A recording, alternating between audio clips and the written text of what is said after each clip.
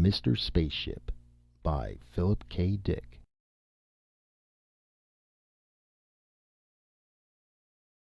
A human brain-controlled spacecraft would mean mechanical perfection. This was accomplished, and something unforeseen, a strange entity called Mr. Spaceship. Kramer leaned back. You can see the situation. How can we deal with a factor like this? The perfect variable. Perfect? Prediction should still be possible. The living thing still acts from necessity, the same as inanimate material, but the cause-effect chain is more subtle. There are more factors to be considered. The difference is quantitative, I think. The reaction of the living organism parallels natural causation, but with greater complexity. Gross and Kramer looked up at the board plates, suspended on the wall, still dripping, the images hardened into place. Kramer traced a line with his pencil. See that? It's a pseudopodium. They're alive, and so far a weapon we can't beat. No mechanical system can compete with that, simple or intricate. We'll have to scrap the Johnson control and find something else. Meanwhile, the war continues as it is. Stalemate. Checkmate. They can't get to us, and we can't get through their living minefield. Kramer nodded. It's a perfect defense for them, but there still might be one answer. What's that? Wait a minute. Kramer turned to his rocket expert, sitting with the charts and files. The heavy cruiser that returned this week, it didn't actually touch, did it? It came close, but there was no contact. Correct. The expert nodded. The mine was 20 miles off. The cruiser was in space drive, moving directly toward Proxima, line straight, using the Johnson control, of course. It had deflected a quarter of an hour earlier for reasons unknown. Later it resumed its course. That was when they got it. It shifted, Kramer said, but not enough. The mine was coming along after it, trailing it. It's the same old story, but I wonder about the contact. Here's our theory, the expert said. We keep looking for contact, a trigger in the pseudopodium, but more likely we're witnessing a psychological phenomena, a decision without any physical correlative. We're watching for something that isn't there. The mine decides to blow up. It sees our ship, approaches, and then decides. Thanks. Kramer turned to Gross. Well, that confirms what I'm saying. How can a ship guided by automatic relays escape a mine that decides to explode? The whole theory of mine penetration is that you must avoid tripping the trigger. But here, the trigger is a state of mind in a complicated, developed life form. The belt is 50,000 miles deep, Gross added. It solves another problem for them, repair and maintenance. The damn things reproduce, fill up the spaces by spawning into them. I wonder what they feed on. Probably the remains of our first line. The big cruisers must be a delicacy. It's a game of wits between a living creature and a ship piloted by automatic relays. The ship always loses. Kramer opened a folder. I'll tell you what I suggest. Go on, Gross said. I've already heard 10 solutions today. What's yours? Mine is very simple. These creatures are superior to any mechanical system, but only because they're alive. Almost any other life form could compete with them, any higher life form. If the yucks can put out living mines to protect their planets, we ought to be able to harness some of our own life forms in a similar way. Let's make use of the same weapon ourselves. Which life form do you propose to use? I think the human brain is the most agile of known living forms. Do you know of any better? But no human being can withstand outspace travel. A human pilot would be dead of heart failure long before the ship got anywhere near Proxima. But we don't need the whole body, Kramer said. We need only the brain. What? The problem is to find a person of high intelligence who would contribute, in the same manner that eyes and arms are volunteered.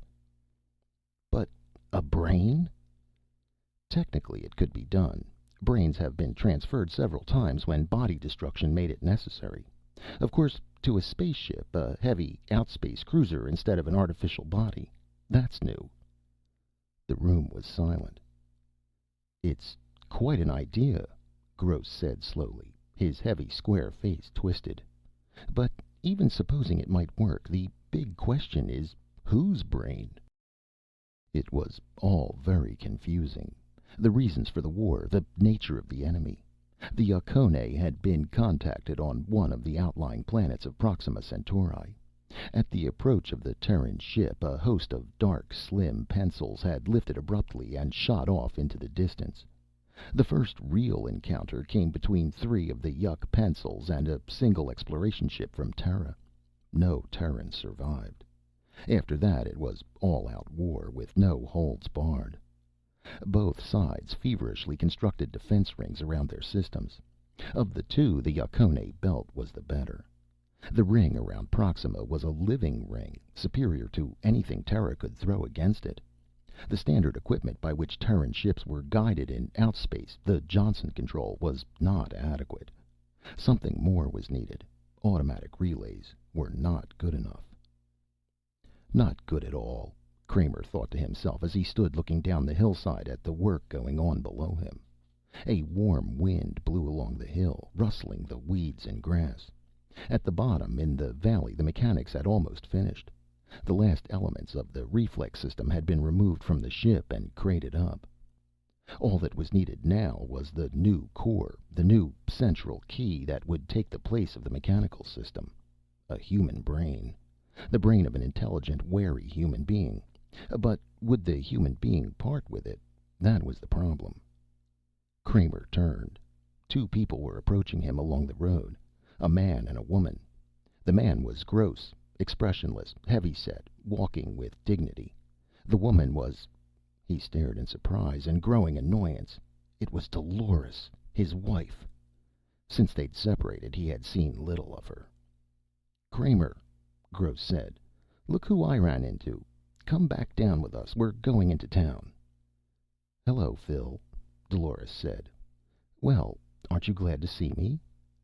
He nodded. "How have you been? You're looking fine." She was still pretty and slender in her uniform.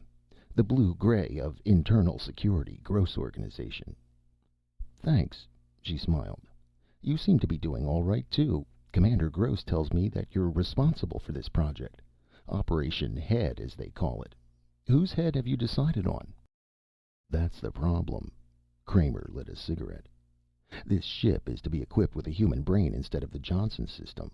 We've constructed special draining baths for the brain, electronic relays to catch the impulses and magnify them, a continual feeding duct that supplies the living cells with everything they need. But we still haven't got the brain itself," Gross finished. They began to walk back toward the car. "If we can get that, we'll be ready for the tests." "Will the brain remain alive?" Dolores asked. "Is it actually going to live as part of the ship?" "It will be alive, but not conscious. Very little life is actually conscious. Animals, trees, insects are quick in their responses, but they aren't conscious. In this process of ours, the individual personality, the ego, will cease. We only need the responsibility, nothing more." Dolores shuddered. "How terrible." "In time of war, everything must be tried," Kramer said absently. "If one life sacrificed will end the war, it's worth it. This ship might get through. A couple more like it, and there wouldn't be any more war." They got into the car. As they drove down the road, Gross said, "Have you thought of anyone yet?" Kramer shook his head. "That's out of my line." "What do you mean?" "I'm an engineer. It's not my department." "But all this was your idea." "My work ends there." Gross was staring at him oddly. Kramer shifted uneasily. "Then who is supposed to do it?" Gross said. "I can have my organization prepare examinations of various kinds to determine fitness, that kind of thing." "Listen, Phil," Dolores said suddenly. "What?" She turned toward him. "I have an idea. Do you remember that professor we had in college, Michael Thomas?" Kramer nodded. I wonder if he's still alive." Dolores frowned. "If he is, he must be awfully old." "Why, Dolores?" Gross asked. "Perhaps an old person who didn't have much time left, but whose mind was still clear and sharp." Professor Thomas. Kramer rubbed his jaw. He certainly was a wise old duck, but could he still be alive? He must have been 70 then. "We could find that out," Gross said. "I could make a routine check." "What do you think?" Dolores said. "If any human mind could outwit those creatures." "I don't like the idea," Kramer said. In his mind, an image had appeared. The image of an old man sitting behind a desk, his bright, gentle eyes moving about the classroom. The old man leaning forward, a thin hand raised. "Keep him out of this," Kramer said. "What's wrong?" Gross looked at him curiously. It's because I suggested it," Dolores said. "No." Kramer shook his head. It's not that. I didn't expect anything like this. Somebody I knew, a man I studied under. I remember him very clearly. He was a very distinct personality." "Good," Gross said. "He sounds fine." "We can't do it. We're asking his death." "This is war," Gross said, "and war doesn't wait on the needs of the individual. You said that yourself. Surely he'll volunteer. We can keep it on that basis." "He may already be dead," Dolores murmured. "We'll find that out," Gross said, speeding up the car. They drove the rest of the way in silence.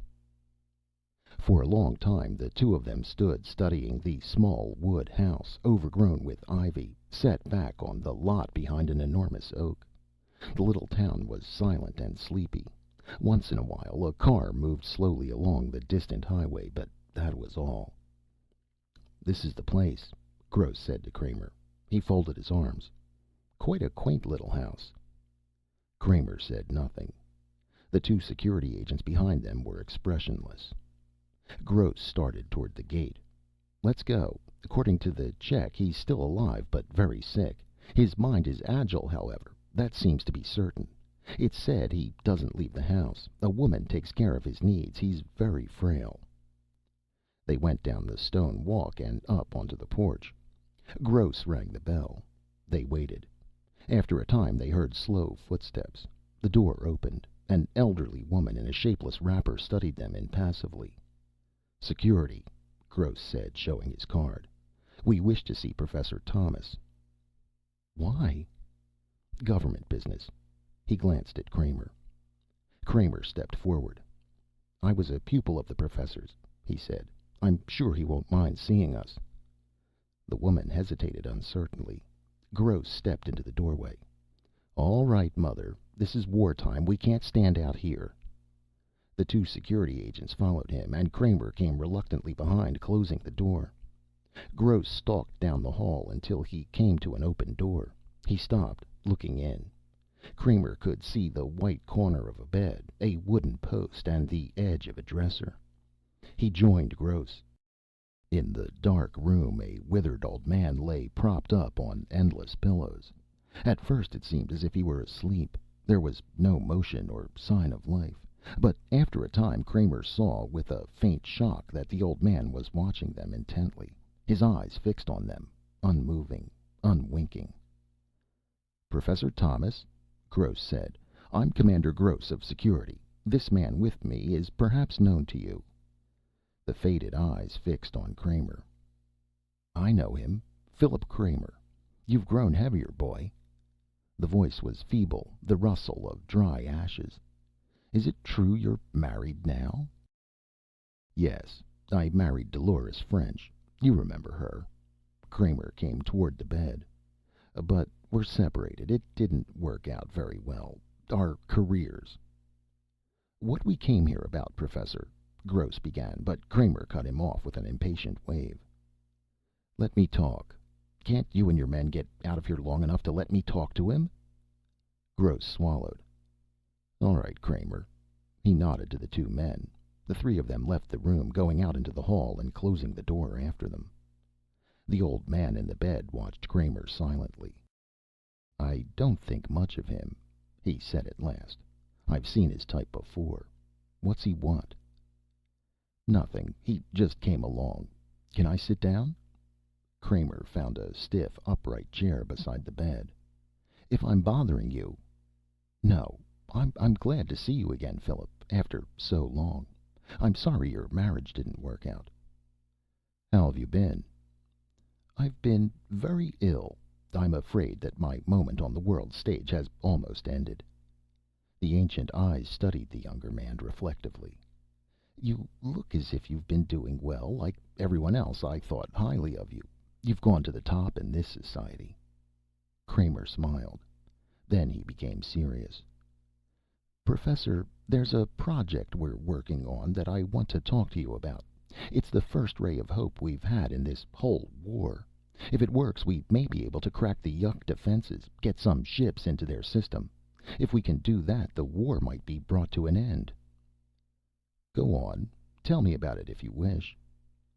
"It's a long shot, this project. It may not work at all, but we have to give it a try." "It's obvious that you came here because of it," Professor Thomas murmured. "I'm becoming curious. Go on." After Kramer finished, the old man lay back in the bed without speaking. At last he sighed. "I understand. A human mind taken out of a human body." He sat up a little, looking at Kramer. "I suppose you're thinking of me." Kramer said nothing. "Before I make my decision, I want to see the papers on this, the theory and outline of construction. I'm not sure I like it. For reasons of my own, I mean. But I want to look at the material, if you'll do that." "Certainly." Kramer stood up and went to the door. Gross and the two security agents were standing outside, waiting tensely. "Gross, come inside." They filed into the room. "Give the professor the papers," Kramer said. "He wants to study them before deciding." Gross brought the file out of his coat pocket, a manila envelope. He handed it to the old man on the bed. "Here it is, Professor. You're welcome to examine it. Will you give us your answer as soon as possible? We're very anxious to begin, of course." "I'll give you my answer when I've decided." He took the envelope with a thin, trembling hand. "My decision depends on what I find out from these papers. If I don't like what I find, then I will not become involved with this work in any shape or form." He opened the envelope with shaking hands. "I'm looking for one thing." "What is it?" Gross said. "That's my affair. Leave me a number by which I can reach you when I've decided." Silently, Gross put his card down on the dresser. As they went out, Professor Thomas was already reading the first papers, the outline of the theory. Kramer sat across from Dale Winter, his second in line. "What then?" Winter said. "He's going to contact us." Kramer scratched with a drawing pen on some paper. "I don't know what to think." "What do you mean?" Winter's good-natured face was puzzled. "Look." Kramer stood up, pacing back and forth, his hands in his uniform pockets. "He was my teacher in college. I respected him as a man as well as a teacher. He was more than a voice, a talking book. He was a person, a calm, kindly person I could look up to. I always wanted to be like him some day. Now look at me." "So?" "Look at what I'm asking. I'm asking for his life, as if he were some kind of laboratory animal kept around in a cage. Not a man, a teacher at all." "Do you think he'll do it?" "I don't know." Kramer went to the window. He stood looking out. "In a way, I hope not." "But if he doesn't?" "Then we'll have to find somebody else." "I know. There would be somebody else. Why did Dolores have to—" The vidphone rang. Kramer pressed the button. "This is Gross." The heavy features formed. "The old man called me. Professor Thomas." "What did he say?" He knew. He could tell already by the sound of Gross's voice. "He said he'd do it. I was a little surprised myself, but apparently he means it. We've already made arrangements for his admission to the hospital. His lawyer is drawing up the statement of liability." Kramer only half heard. He nodded wearily. "All right. I'm glad. I suppose we can go ahead then. You don't sound very glad. I wonder why he decided to go ahead with it. He was very certain about it. Gross sounded pleased. He called me quite early. I was still in bed. You know, this calls for a celebration. Sure, Kramer said. It sure does. Toward the middle of August, the project neared completion. They stood outside in the hot autumn heat, looking up at the sleek metal sides of the ship. Gross thumped the metal with his hand. Well, it won't be long. We can begin the test any time. Tell us more about this, an officer in gold braids said. It's such an unusual concept. Is there really a human brain inside the ship? A dignitary asked, a small man in a rumpled suit. And the brain is actually alive? Gentlemen, this ship is guided by a living brain instead of the usual Johnson relay control system. But the brain is not conscious. It will function by reflex only. The practical difference between it and the Johnson system is this. A human brain is far more intricate than any man-made structure, and its ability to adapt itself to a situation, to respond to danger, is far beyond anything that could be artificially built. Gross paused, cocking his ear. The turbines of the ship were beginning to rumble, shaking the ground under them with a deep vibration. Kramer was standing a short distance away from the others, his arms folded, watching silently. At the sound of the turbines, he walked quickly around the ship to the other side. A few workmen were clearing away the last of the waste, the scraps of wiring and scaffolding. They glanced up at him and went on hurriedly with their work. Kramer mounted the ramp and entered the control cabin of the ship. Winter was sitting at the controls with a pilot from space transport. "How's it look?" Kramer asked. "All right." Winter got up. "He tells me that it would be best to take off manually. The robot controls—" Winter hesitated. "I mean, the built-in controls can take over later on in space." "That's right," the pilot said. "It's customary with the Johnson system, and so in this case we should—" "Can you tell anything yet?" Kramer asked. "No," the pilot said slowly. "I don't think so. I've been going over everything. It seems to be in good order. There's only one thing I wanted to ask you about." He put his hand on the control board. "There are some changes here I don't understand." "Changes?" "Alterations from the original design. I wonder what the purpose is." Kramer took a set of the plans from his coat. "Let me look." He turned the pages over. The pilot watched carefully over his shoulder. "The changes aren't indicated on your copy," the pilot said. "I wonder—" He stopped. Commander Gross had entered the control cabin. "Gross, who authorized alterations?" Kramer said. "Some of the wiring has been changed." "Why, your old friend," Gross signaled to the field tower through the window. "My old friend?" "The professor. He took quite an active interest." Gross turned to the pilot. "Let's get going. We have to take this out past gravity for the test, they tell me. Well, perhaps it's for the best. Are you ready?" "Sure." The pilot sat down and moved some of the controls around. "Anytime." "Go ahead, then," Gross said. "The professor—" Kramer began, but at that moment there was a tremendous roar and the ship leaped under him. He grasped one of the wall holds and hung on as best he could. The cabin was filling with a steady throbbing, the raging of the jet turbines underneath them. The ship leaped. Kramer closed his eyes and held his breath. They were moving out into space, gaining speed each moment. "Well, what do you think?" Winter said nervously. "Is it time yet?" "A little longer," Kramer said. He was sitting on the floor of the cabin, down by the control wiring. He had removed the metal covering plate, exposing the complicated maze of relay wiring. He was studying it, comparing it to the wiring diagrams. "What's the matter?"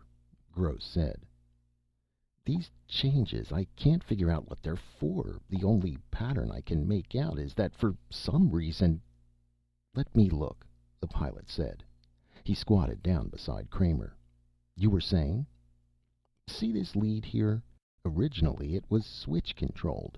It closed and opened automatically according to the temperature change. Now it's wired so that the central control system operates it. The same with the others. A lot of this was still mechanical, worked by pressure, temperature, stress. Now it's under the central master." "The brain?" Gross said. "You mean it's been altered so that the brain manipulates it?" Kramer nodded. "Maybe Professor Thomas felt that no mechanical relays could be trusted. Maybe he thought that things would be happening too fast. But some of these could close in a split second. The brake rockets could go on as quickly as—" "Hey," Winter said from the control seat. "We're getting near the moon stations. What'll I do?" They looked out the port. The corroded surface of the moon gleamed up at them, a corrupt and sickening sight. They were moving swift toward it. "I'll take it," the pilot said. He eased Winter out of the way and strapped himself in place. The ship began to move away from the moon as he manipulated the controls. Down below them they could see the observation stations dotting the surface, and the tiny squares that were the openings of the underground factories and hangars. A red blinker winked up at them, and the pilot's fingers moved on the board in answer. "We're past the moon," the pilot said after a time. The moon had fallen behind them. The ship was heading into outer space. "Well, we can go ahead with it." Kramer did not answer. "Mr. Kramer, we can go ahead any time." Kramer started. "Sorry, I was thinking. All right, thanks." He frowned, deep in thought. "What is it?" Gross asked. "The wiring changes. Did you understand the reason for them when you gave the okay to the workmen?" Gross flushed. "You know I know nothing about technical material. I'm in security." "Then you should have consulted me." "What does it matter?" Gross grinned wryly. "We're going to have to start putting our faith in the old man sooner or later." The pilot stepped back from the board. His face was pale and set. "Well, it's done," he said. "That's it." "What's done?" Kramer said. "We're on automatic. The brain. I turned the board over to it. To him, I mean. The old man." The pilot lit a cigarette and puffed nervously. "Let's keep our fingers crossed." The ship was coasting evenly in the hands of its invisible pilot. Far down inside the ship, carefully armored and protected, a soft human brain lay in a tank of liquid, 1,000 minute electric charges playing over its surface. As the charges rose, they were picked up and amplified, fed into relay systems, advanced, carried on through the entire ship. Gross wiped his forehead nervously. "So he is running it now? I hope he knows what he's doing." Kramer nodded enigmatically. "I think he does." "What do you mean?" "Nothing." Kramer walked to the port. "I see we're still moving in a straight line." He picked up the microphone. "We can instruct the brain orally through this." He blew against the microphone experimentally. "Go on," Winter said. "Bring the ship around half right," Kramer said. "Decrease speed." They waited. Time passed. Gross looked at Kramer. "No change. Nothing." "Wait." Slowly the ship was beginning to turn. The turbines missed, reducing their steady beat. The ship was taking up its new course, adjusting itself. Nearby, some space debris rushed past, incinerating in the blasts of the turbine jets. "So far so good," Gross said. They began to breathe more easily. The invisible pilot had taken control smoothly, calmly. The ship was in good hands. Kramer spoke a few more words into the microphone and they swung again. Now they were moving back the way they had come, toward the moon. "Let's see what he does when we enter the moon's pull," Kramer said. He was a good mathematician, the old man. He could handle any kind of problem. The ship veered, turning away from the moon. The great eaten-away globe fell behind them. Gross breathed a sigh of relief. "That's that." "One more thing." Kramer picked up the microphone. "Return to the moon and land the ship at the first space field," he said into it. "Good Lord," Winter murmured. "Why are you—" "Be quiet." Kramer stood listening. The turbines gasped and roared as the ship swung full around, gaining speed. They were moving back toward the moon again. The ship dipped down, heading toward the great globe below. "We're going a little fast," the pilot said. I don't see how he can put down at this velocity." The port filled up as the globe swelled rapidly. The pilot hurried toward the board, reaching for the controls. All at once the ship jerked, the nose lifted, and the ship shot out into space away from the moon, turning at an oblique angle. The men were thrown to the floor by the sudden change in course. They got to their feet again, speechless, staring at each other. The pilot gazed down at the board. "It wasn't me. I didn't touch a thing. I didn't even get to it." The ship was gaining speed each moment. Kramer hesitated. "Maybe you had better switch it back to manual." The pilot closed the switch. He took hold of the steering controls and moved them experimentally. "Nothing." He turned around. "Nothing. It doesn't respond." No one spoke. "You can see what has happened," Kramer said calmly. "The old man won't let go of it now that he has it. I was afraid of this when I saw the wiring changes. Everything in this ship is centrally controlled, even the cooling system, the hatches, the garbage release. We're helpless." "Nonsense." Gross strode to the board. He took hold of the wheel and turned it. The ship continued on its course, moving away from the moon, leaving it behind. "Release," Kramer said into the microphone. "Let go of the controls. We'll take it back. Release." "No good," the pilot said. "Nothing." He spun the useless wheel. "It's dead. Completely dead." "And we're still heading out," Winter said, grinning foolishly. "We'll be going through the first line defense belt in a few minutes, if they don't shoot us down." "We better radio back." The pilot clicked the radio to send. "I'll contact the main bases, one of the observation stations." "Better get the defense belt. At the speed we're going, we'll be into it in a minute." "And after that," Kramer said, "we'll be in outer space. He's moving us toward outspace velocity. Is this ship equipped with baths?" "Baths?" Gross said. "The sleep tanks. For space drive. We may need them if we go much faster." "But good God, where are we going?" Gross said. Where's he taking us?" The pilot obtained contact. "This is Dwight, on ship," he said. "We're entering the defense zone at high velocity. Don't fire on us." "Turn back," the impersonal voice came through the speaker. "You're not allowed in the defense zone." "We can't. We've lost control." "Lost control?" "This is an experimental ship." Gross took the radio. "This is Commander Gross, Security. We're being carried into outer space. There's nothing we can do. Is there any way that we can be removed from this ship?" A hesitation. "We have some fast pursuit ships that could pick you up if you wanted to jump. The chances are good they'd find you. Do you have space flares?" "We do," the pilot said. "Let's try it." "Abandoned ship?" Kramer said.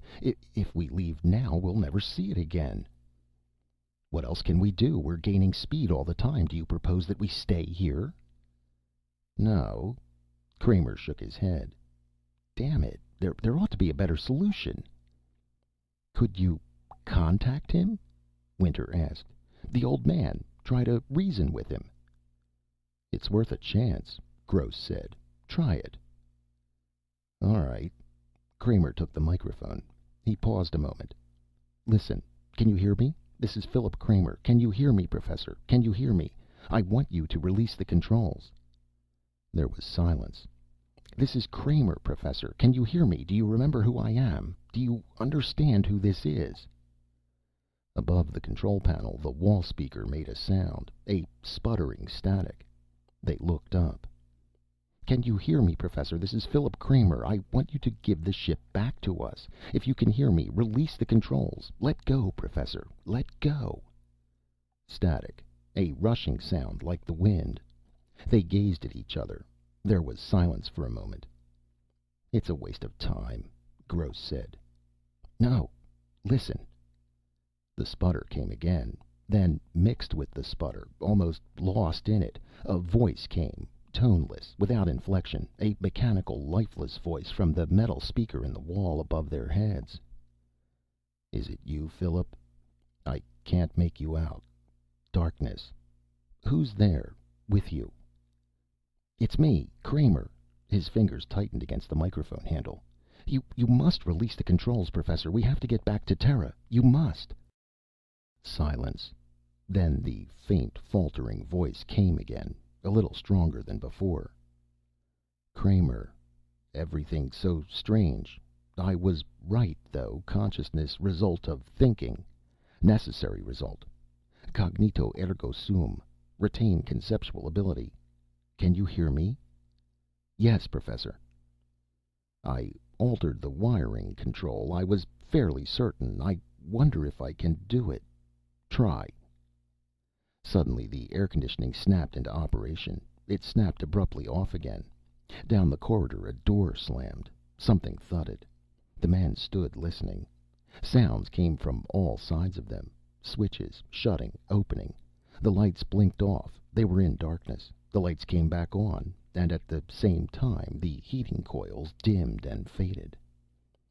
"Good God," Winter said. Water poured down on them. The emergency firefighting system. There was a screaming rush of air. One of the escape hatches had slid back, and the air was roaring frantically out into space. The hatch banged closed. The ship subsided into silence. The heating coils glowed into life. As suddenly as it had begun, the weird exhibition ceased. "I can do everything." The dry, toneless voice came from the wall speaker. "It is all controlled, Kramer. I wish to talk to you. I've been thinking. I haven't seen you in many years. A lot to discuss. You've changed, boy. We have much to discuss. Your wife." The pilot grabbed Kramer's arm. "There's a ship standing off our bow. Look." They ran to the port. A slender, pale craft was moving along with them, keeping pace with them. It was signal blinking. "A Terran pursuit ship," the pilot said. "Let's jump. They'll pick us up. Suits." He ran to a supply cupboard and turned the handle. The door opened and he pulled the suits out onto the floor. "Hurry," Gross said. A panic seized them. They dressed frantically, pulling the heavy garments over them. Winter staggered to the escape hatch and stood by it, waiting for the others. They joined him one by one. "Let's go," Gross said. "Open the hatch." Winter tugged at the hatch. "Help me." They grabbed hold, tugging together. Nothing happened. The hatch refused to budge. "Get a crowbar," the pilot said. "Hasn't anyone got a blaster?" Gross looked frantically around. "Damn it, blast it open." "Pull," Kramer grated. "Pull together." "Are you at the hatch?"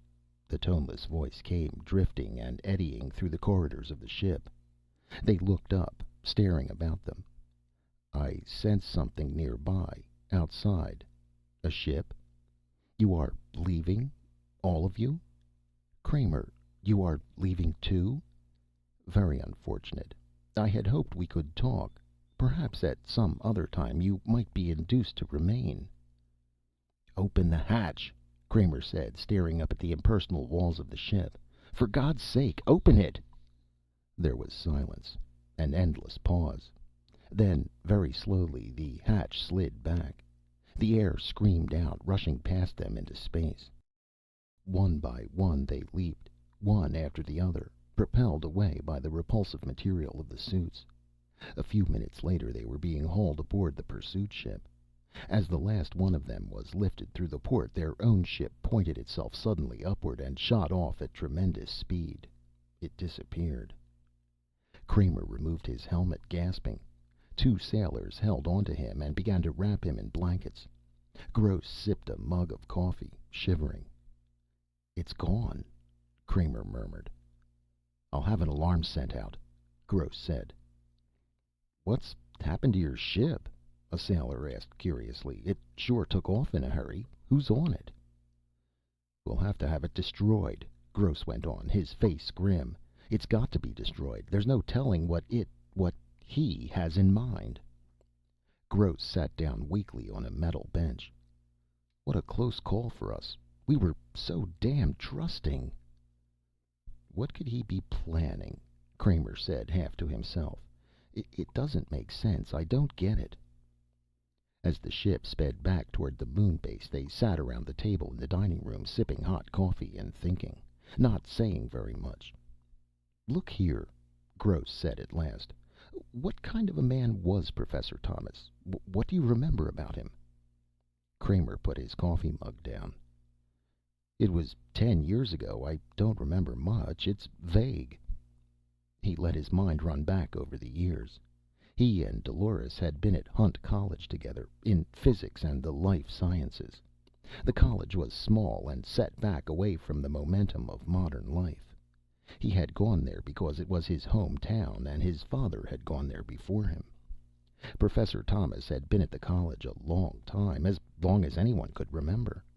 He was a strange old man, keeping to himself most of the time. There were many things that he disapproved of, but he seldom said what they were. Do you recall anything that might help us? Gross asked. Anything that would give us a clue as to what he might have in mind? Kramer nodded slowly. I remember one thing. One day, he and the professor had been sitting together in the school chapel, talking leisurely. Well, you'll be out of school soon, the professor had said. What are you going to do? Do? Work at one of the government research projects, I suppose. And eventually, what's your ultimate goal? Kramer had smiled. The question is unscientific. It presupposes such things as ultimate ends. Suppose instead along these lines, then. What if there were no war and no government research projects? What would you do then? I don't know, but how can I imagine a hypothetical situation like that? There's been war as long as I can remember. We're geared for war. I don't know what I'd do. I suppose I'd adjust, get used to it. The professor had stared at him. Oh, and do you think you'd get accustomed to it, eh? Well, I'm glad of that. And you think you could find something to do? Gross listened intently. What do you infer from this, Kramer? Not much, except that he was against the war. We're all against the war, Gross pointed out. True, but he was withdrawn, set apart. He lived very simply, cooking his own meals. His wife died many years ago. He was born in Europe, in Italy. He changed his name when he came to the United States. He used to read Dante and Milton. He even had a Bible. Very anachronistic, don't you think? Yes, he lived quite a lot in the past. He found an old phonograph and records, and he listened to the old music. You saw his house, how old-fashioned it was. Did he have a file? Winter asked Gross. With security? No, none at all. As far as we could ever tell, he never engaged in political work, never joined anything, or even seemed to have strong political convictions. No, Kramer agreed. About all he ever did was walk through the hills. He liked nature. Nature can be of great use to a scientist, Gross said. There wouldn't be any science without it.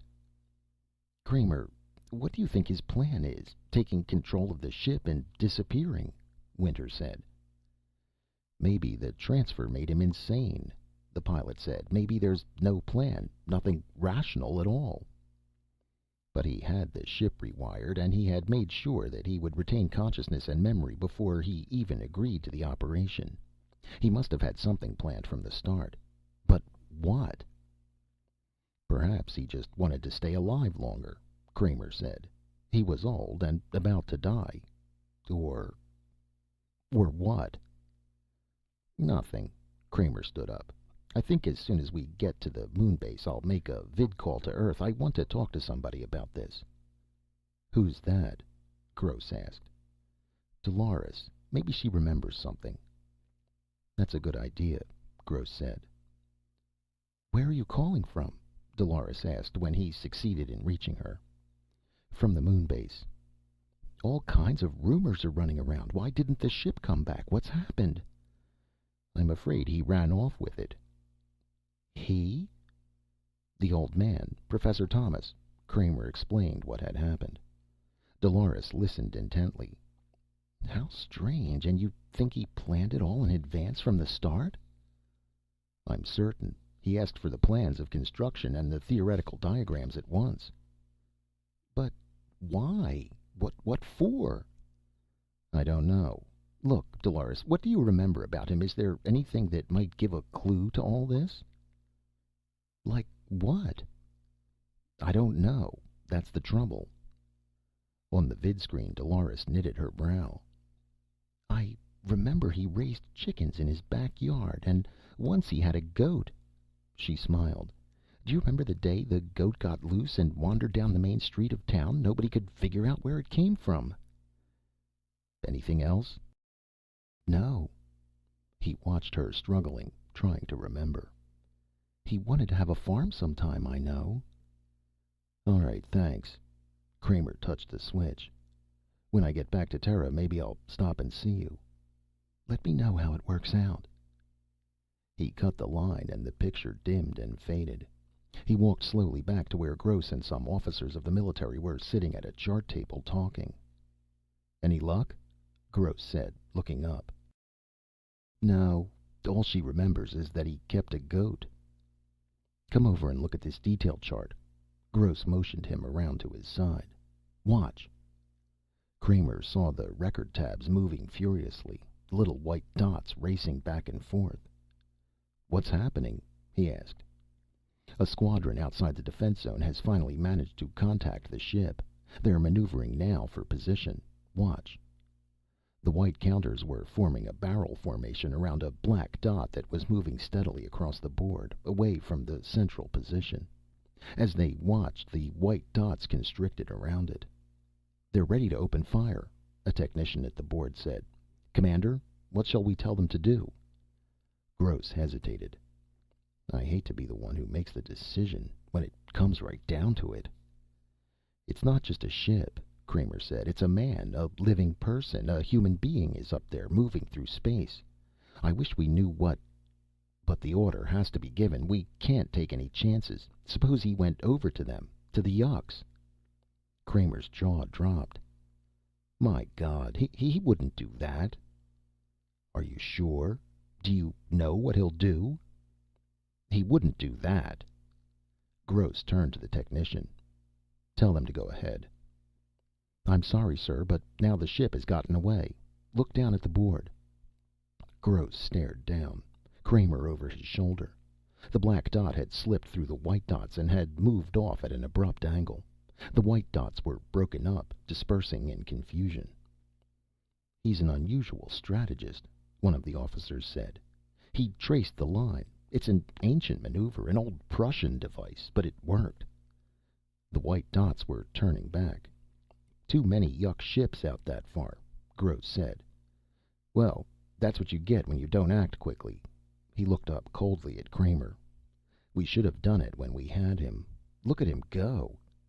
He jabbed a finger at the rapidly moving black dot. The dot came to the edge of the board and stopped. It had reached the limit of the charted area. "See?" Now what? Kramer thought, watching. So the old man had escaped the cruisers and gotten away. He was alert, all right. There was nothing wrong with his mind, or with ability to control his new body. Body. The ship was a new body for him. He had traded in the old dying body, withered and frail, for this hulking frame of metal and plastic, turbines and rocket jets. He was strong now, strong and big. The new body was more powerful than 1,000 human bodies. But how long would it last him? The average life of a cruiser was only 10 years. With careful handling, he might get 20 out of it before some essential part failed and there was no way to replace it. And then, what then? What would he do when something failed and there was no one to fix it for him? That would be the end. Someplace far out in the cold darkness of space, the ship would slow down, silent and lifeless, to exhaust its last heat into the eternal timelessness of outer space.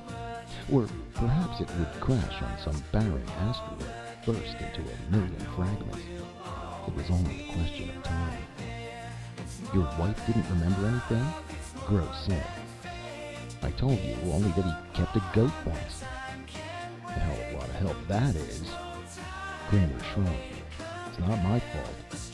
I wonder if we'll ever see him again. Gross stared down at the indicator dot still hanging at the edge of the board. I wonder if he'll ever move back this way. I wonder too, Kramer said. That night, Kramer lay in bed, tossing from side to side, unable to sleep. The moon gravity, even artificially increased, was unfamiliar to him, and it made him uncomfortable. 1,000 thoughts wandered loose in his head as he lay, fully awake. What did it all mean? What was the professor's plan? Maybe they would never know. Maybe the ship was gone for good. The old man had left forever, shooting into outer space. They might never find out why he had done it, what purpose, if any, had been in his mind. Kramer sat up in bed. He turned on the light and lit a cigarette. His quarters were small, a metal-lined bunk room, part of the moon station base. The old man had wanted to talk to him. He had wanted to discuss things, hold a conversation. But in the hysteria and confusion, all they had been able to think of was getting away. The ship was rushing off with them, carrying them into outer space. Kramer set his jaw. Could they be blamed for jumping? They had no idea where they were being taken or why. They were helpless, caught in their own ship, and the pursuit ship standing by, waiting to pick them up, was their only chance. Another half hour and it would have been too late. But what had the old man wanted to say? What had he intended to tell him in those first confusing moments when the ship around them had come alive, each metal strut and wire suddenly animate, the body of a living creature, a vast metal organism? It was weird, unnerving. He could not forget it, even now. He looked around the small room uneasily. What did it signify, the coming to life of metal and plastic? All at once they had found themselves inside a living creature, in its stomach, like Jonah inside the whale. It had been alive, and it had talked to them, talked calmly and rationally as it rushed them off, faster and faster into outer space. The wall speaker and circuit had become the vocal cords and mouth, the wiring, the spinal cord and nerves, the hatches and relays and circuit breakers, the muscles. They had been helpless, completely helpless. The ship had, in a brief second, stolen their power away from them and left them defenseless, practically at its mercy. It was not right. It made him uneasy. All his life he had controlled machines, bent nature and the forces of nature to man and man's needs. The human race had slowly evolved until it was in a position to operate things, run them as it saw fit. Now, all at once, it had been plunged back down the ladder again, prostrate before a power against which they were children. Kramer got out of bed. He put on his bathrobe and began to search for a cigarette. While he was searching, the vidphone rang. He snapped the vidphone on. Yes? The face of an immediate monitor appeared. A call from Terra, Mr. Kramer. It's an emergency call. Emergency call? For me? Put it through. Kramer came awake, brushing his hair back out of his eyes. Alarm plucked at him. From the speaker a strange voice came. Philip Kramer? Is this Philip Kramer? Yes. Go on. This is General Hospital, New York City, Terra. Mr. Kramer, your wife is here. She has been critically injured in an accident. Your name was given to us to call. Is it possible for you to... How badly? Kramer gripped the vidphone stand. Is it serious? Yes, it's serious, Mr. Kramer. Are you able to come here? The quicker you can come, the better. Yes, Kramer nodded. I'll come. Thanks. The screen died as the connection was broken. Kramer waited a moment. Then he tapped the button. The screen relit again. Yes, sir? The monitor said. Can I get a ship to Terra at once? It's an emergency. My wife... There's no ship leaving the moon for 8 hours. You'll have to wait until the next period. Isn't there anything I can do? We can broadcast a general request to all ships passing through this area. Sometimes cruisers pass by here returning to Terra for repairs. Will you broadcast that for me? I'll come down to the field. Yes, sir, but there may be no ship in the area for a while. It's a gamble. The screen died. Kramer dressed quickly. He put on his coat and hurried to the lift. A moment later he was running across the general receiving lobby, past the rows of vacant desks and conference tables. At the door the sentry stepped aside and he went outside onto the great concrete steps. The face of the moon was in shadow. Below him the field stretched out in total darkness, a black void, endless, without form.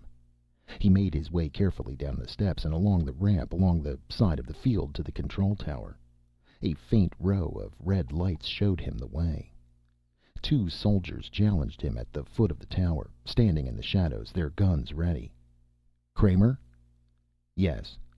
A light was flashed in his face. "Your call has been sent out already." "Any luck?" Kramer asked. "There's a cruiser nearby that has made contact with us. It has an injured jet and is moving slowly back toward Terra, away from the line." "Good." Kramer nodded, a flood of relief rushing through him. He lit a cigarette and gave one to each of the soldiers. The soldiers lit up. "Sir," one of them asked, "is it true about the experimental ship?" "What do you mean?" "It came to life and ran off?" "No, not exactly," Kramer said. "It had a new type of control system instead of the Johnson units. It wasn't properly tested." "But, sir, one of the cruisers that was there got up close to it, and a buddy of mine says this ship acted funny. He never saw anything like it. It was like when he was fishing once on Terra, in Washington State, fishing for bass. The fish were smart, going this way and that." "Here's your cruiser," the other soldier said. "Look." An enormous vague shape was setting slowly down onto the field. They could make nothing out but its row of tiny green blinkers. Kramer stared at the shape. "Better hurry, sir," the soldier said. "They don't stick around here very long." "Thanks." Kramer loped across the field toward the black shape that rose up above him, extended across the width of the field. The ramp was down from the side of the cruiser and he caught hold of it. The ramp rose, and a moment later Kramer was inside the hold of the ship. The hatch slid shut behind him.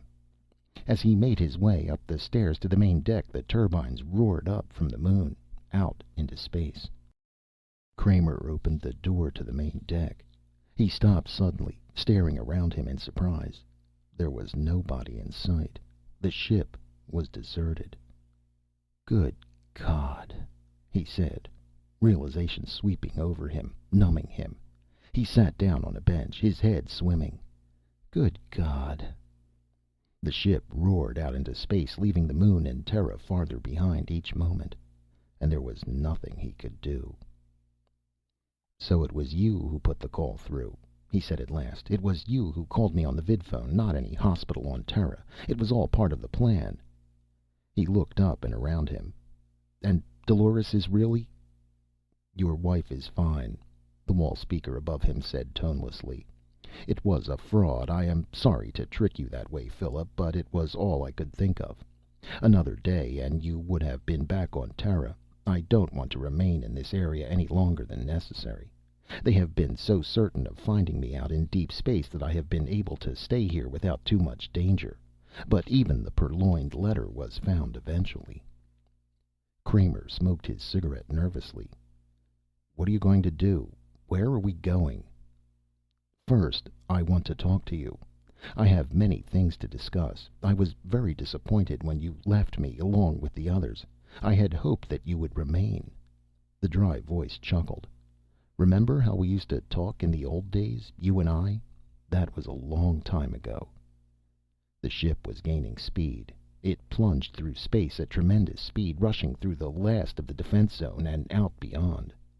A rush of nausea made Kramer bend over for a moment. When he straightened up, the voice from the wall went on. "I'm sorry to step it up so quickly, but we are still in danger. Another few moments and we'll be free." "How about yuk ships? Aren't they out there?" "I've already slipped away from several of them. They're quite curious about me." "Curious?" They sense that I'm different, more like their own organic minds. They don't like it. I believe they will begin to withdraw from this area soon. Apparently, they don't want to get involved with me. They're an odd race, Philip. I would have liked to study them closely, try to learn something about them. I'm of the opinion that they use no inert material. All their equipment and instruments are alive in some form or another. They don't construct or build at all. The idea of making is foreign to them. They utilize existing forms, even their ships. Where are we going? Kramer said. I want to know where you're taking me. Frankly, I'm not certain. You're not certain? I haven't worked some details out. There are a few vague spots in my program still, but I think that in a short while I'll have them ironed out. What is your program? Kramer said. It's really very simple, but don't you want to come into the control room and sit? The seats are much more comfortable than the metal bench. Kramer went into the control room and sat down at the control board. Looking at the useless apparatus made him feel strange. What's the matter? The speaker above the board rasped. Kramer gestured helplessly. I'm powerless. I can't do anything, and I don't like it. Do you blame me? No, I don't blame you. But you'll get your control back soon. Don't worry. This is only a temporary expedient, taking you off this way. It was something I didn't contemplate. I forgot that orders would be given out to shoot me on sight. It was Gross's idea. I don't doubt that. My conception, my plan came to me as soon as you began to describe your project that day at my house. I saw at once that you were wrong. You people have no understanding of the mind at all. I realized that the transfer of a human brain from an organic body to a complex artificial spaceship would not involve the loss of the intellectualization faculty of the mind. When a man thinks, he is. When I realized that, I saw the possibility of an age-old dream becoming real. I was quite elderly when I first met you, Philip. Even then, my lifespan had come pretty much to its end. I could look ahead to nothing but death, and with it the extinction of all my ideas. I had made no mark on the world, none at all. My students, one by one, passed from me into the world to take up jobs in the great research project, the search for better and bigger weapons of war. The world has been fighting for a long time, first with itself, then with the Martians, then with these beings from Proxima Centauri, whom we know nothing about. The human society has evolved war as a cultural institution, like the science of astronomy or mathematics. War is a part of our lives, a career, a respected vocation. Bright, alert young men and women move into it, putting their shoulders to the wheel as they did in the time of Nebuchadnezzar. It has always been so. But is it innate in mankind? I don't think so. No social custom is innate. There were many human groups that did not go to war. The Eskimos never grasped the idea at all, and the American Indians never took to it well.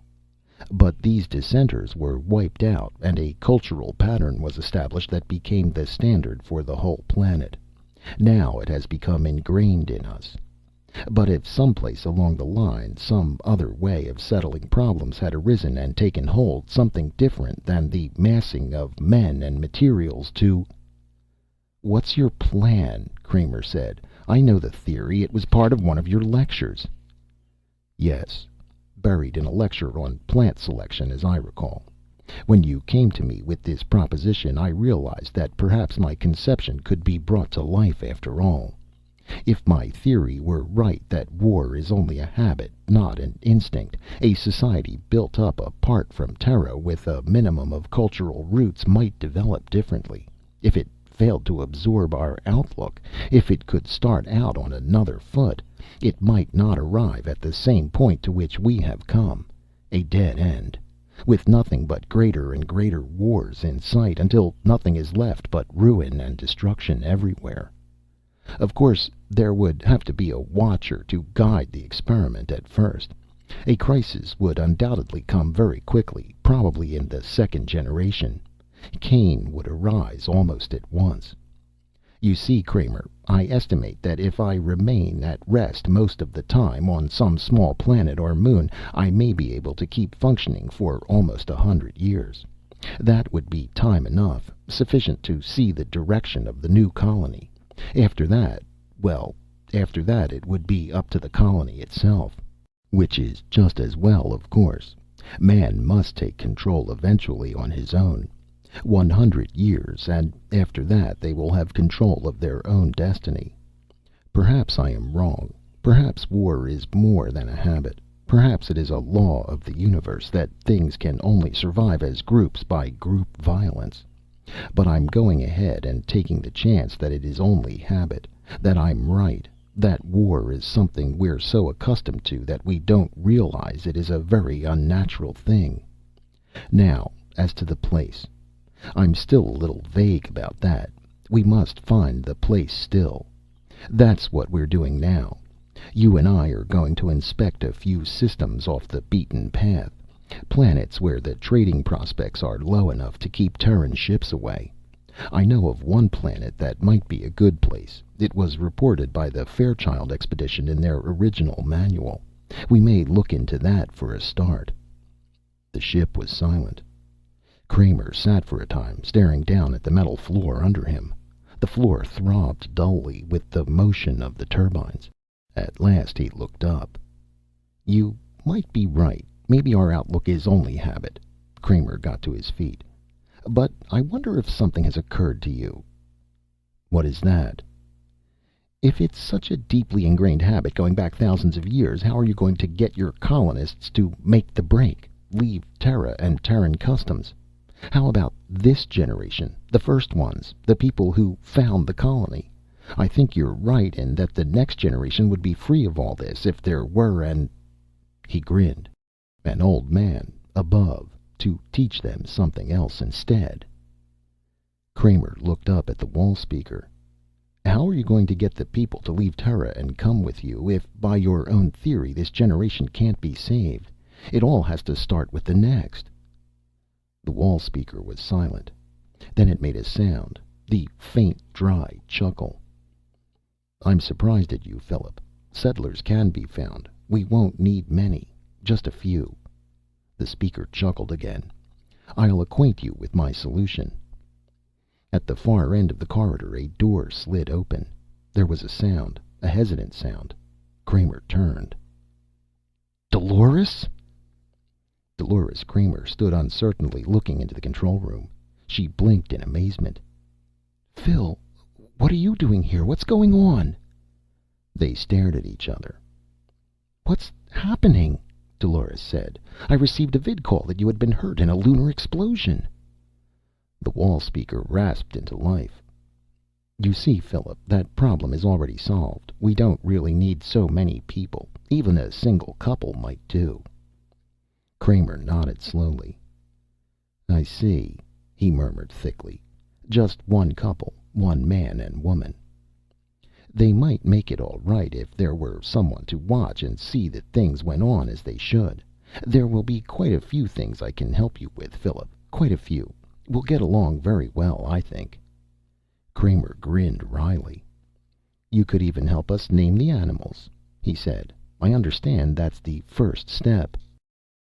I'll be glad to, the toneless, impersonal voice said. As I recall, my part will be to bring them to you one by one. Then you can do the actual naming. I don't understand, Dolores faltered.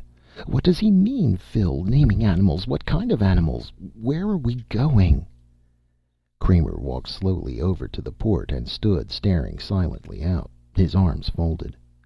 Beyond the ship a myriad fragments of light gleamed, countless coals glowing in the dark void. Stars, suns, systems.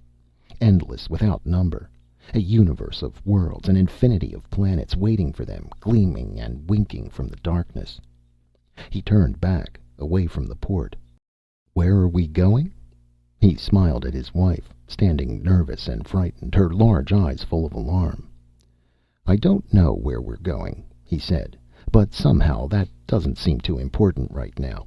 I'm beginning to see the professor's point. It's the results that count. And for the first time in many months he put his arm around Dolores. At first she stiffened, the fright and nervousness still in her eyes. But then suddenly she relaxed against him and there were tears wetting her cheeks. "Phil, do you really think we can start over again? You and I?" He kissed her tenderly, then passionately. And the spaceship shot swiftly through the endless, trackless eternity of the void.